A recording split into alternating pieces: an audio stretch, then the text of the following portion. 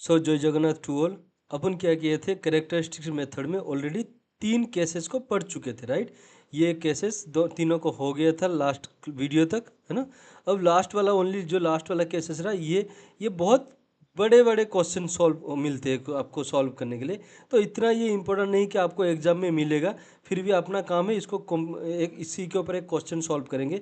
इसमें कंडीशन क्या था, सेम टाइप का चीज़ दिखेगा जैसे केस 2 में था, है ना। बट कंडीशंस क्या है, ये जो बीटा आ जाएगा रूट हो जाएगा, ठीक है। और बाकी एज इट इज इसको सॉल्व करते करते मैं आपको बताते रहूँगा कि रूट क्या है, कैसे है। चलो, एक क्वेश्चंस मैं ऑलरेडी करके रखा हूँ, उसी को सॉल्व करते हैं, ठीक है। अब देखो, आपको एग्जाम हॉल में इस टाइप से कुछ क्वेश्चंस मिलने का चांस रहता है अगर इस टॉपिक से क्वेश्चन आएगा फोर्थ केस में से। मतलब ये कोई भी क्वेश्चन आ जाएगा, ठीक है। क्वेश्चन लेफ्ट हैंड में इसी एन और n-1 इसी फॉर्मेट में रहेगा, राइट हैंड में ये नॉन जीरो है तो ये मेरा नॉन होमोजीनियस इक्वेशन पहले आ जाएगा, राइट। ये नॉन होमोजीनियस इक्वेशन आ गया। फिर क्या है, देखो राइट हैंड में 1 पावर n इंटू एन है, मतलब 1 पावर n इंटू एन है। ये मेरा पोलिनोमियल विथ डिग्री 1 है, ये वाला टर्म हो जाएगा। और ये बीटा टू दी पर एन फॉर्मेट है, मतलब बीटा इक्वल टू मेरा यहाँ पे 1 है, ये गिवन है। अब देखो, कोई भी नॉन होमोजीनियस सॉल्यूशन है उसमें दो सॉल्यूशन अपन फाइंड करते हैं, एक तो होमोजीनियस सॉल्यूशन, एक बोलते हैं नॉन होमोजीनियस सॉल्यूशन, या उसको पार्टिकुलर सॉल्यूशन भी बोला जाता है, ठीक है। पार्टिकुलर सॉल्यूशन भी बोला जाता है। अब मैं क्या करूंगा, इसमें पहले होमोजीनियस सॉल्यूशन फाइंड करेंगे। होमोजीनियस सॉल्यूशन फाइंड करने का क्या टेक्निक, आपको ऑलरेडी पिछले वाले क्लासेस में ऑलरेडी अपन होमोजीनियस सॉल्यूशन सॉल्व करने का टेक्निक बताए थे। करना क्या था, सिंपल जहाँ पे एन है वहाँ पे n equal to r power n put करते हैं। अब मुझे क्या चाहिए, एन चाहिए, n-1 और n-2 चाहिए। तो एन अगर आर पावर एन हो जाएगा तो n-1 क्या आ जाएगा, आर पावर n-1। फिर सिमिलरली n-2 क्या आ जाएगा, आर पावर n-2। यही तो है बस। तो मैं चुपचाप ये तीनों को लेके इस इक्वेशन में पुट करूंगा। पुट करने के बाद जो अपना इक्वेशन बनता है किस टाइप से बनता है, r power n-2 types r to the power n-1 plus r to the power n-2 equal to 0। सबसे छोटा टर्म ये, तो अपन क्या करते हैं, इसको कॉमन ले लेते हैं, r to the power n-2 common लेते हैं, क्या हो जाएगा, r square -2 times r plus 1 बनते हैं। फिर ये वाला टर्म तो जीरो नहीं हो पाता, ऑलरेडी ये सारा सब कुछ मैं पिछले वीडियो में एक्सप्लेन कर चुका हूँ। फिर ये टर्म जीरो होता है, तो यहाँ से जीरो होने के बाद ये इक्वेशन डायरेक्ट लिखा गया है। फिर इसको सॉल्व करते ही मेरे पास दो रूट मिल गए, आर इक्वल टू 1 1 1 1। इसी रूट के बारे में अपन बात करते हैं क्वेश्चन सॉल्व करने के। यहाँ पे देखो, बीटा जो है आपका 1 है, मतलब रूट के साथ सेम है। तो इस केस में जब अपन पार्टिकुलर सॉल्यूशन सॉल्व करने जाएंगे तो करना क्या होता है, ध्यान से देखो। पहले एन है, डिग्री कितना है, 1 है, तो उसी 1 डिग्री का एक पोलिनोमियल मान के चलेंगे, that is n plus b, इसका डिग्री 1 है। फिर क्या है, 1, अपन फिर क्या लिखते हैं इसमें, इस साइड में, मतलब मैं और एक बार लिख देता हूँ। पहले क्या करते हैं, एन प्लस बी होता है, ठीक है। फिर क्या होता है, 1 पावर एन है, उसको एज इट इज लिखा जाता है।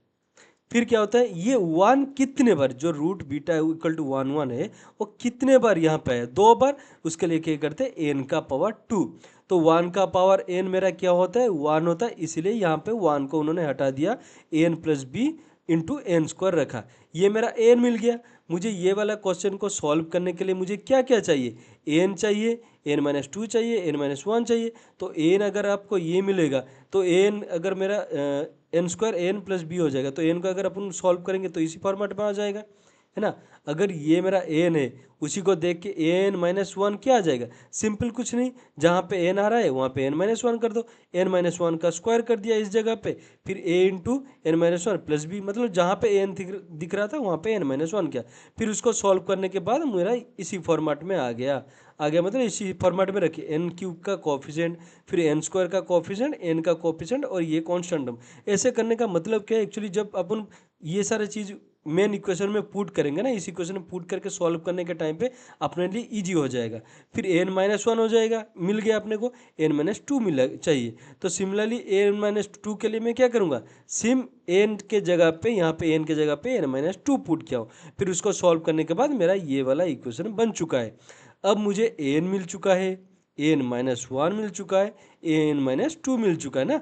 इन तीनों इक्वेशन को लेके मुझे कहाँ पुट करना है, इस इक्वेशन में चुपचाप जो सॉल्व करना, सॉरी मेन इक्वेशन में जाते हैं, इस इक्वेशन में जो सॉल्व करना था उसमें चुपचाप इसमें पुट करके सॉल्व करना है। तो इक्वेशन पे पुट करते, ये तीनों को पुट करने के देखो, ये वाला इक्वेशन था, इसमें एन का वैल्यू an-1 और an-2 का वैल्यू पुट करके राइट हैंड में 1 पावर n क्या होता है 1 होता है, इसको छोड़ दिया, चुपचाप n को एज इट इज लिख दिया और कुछ नहीं किया। फिर लिखने के बाद अपन इसको सॉल्व करेंगे। सॉल्व करने के बाद जैसे ऊपर वाले में किए थे यहाँ पे भी n का कोफिशिएंट, फिर यहाँ पे क्या था n² का कोफिशिएंट, फिर यहाँ पे सम कांस्टेंट है, ये एन का कोफिशिएंट होगा आई गेस, थोड़ा सा मिस्टेक हो गया है। तो ये सारे निकल के रख दिए। अब देखो राइट हैंड में सिंपल मेरा एन था, तो क्या मैं एन को 0 × n³ 0 × n², 1 × n और 0 × 1 नहीं लिख सकता? बिल्कुल लिख सकता हूँ। अगर मैं लेफ्ट हैंड राइट हैंड को अब कंपेयर करूंगा तो देखो n³ यहाँ n³, तो ये जो होल टर्म यहाँ से लेके यहाँ तक ये वैल्यू क्या हो जाएगा 0 हो जाएगा।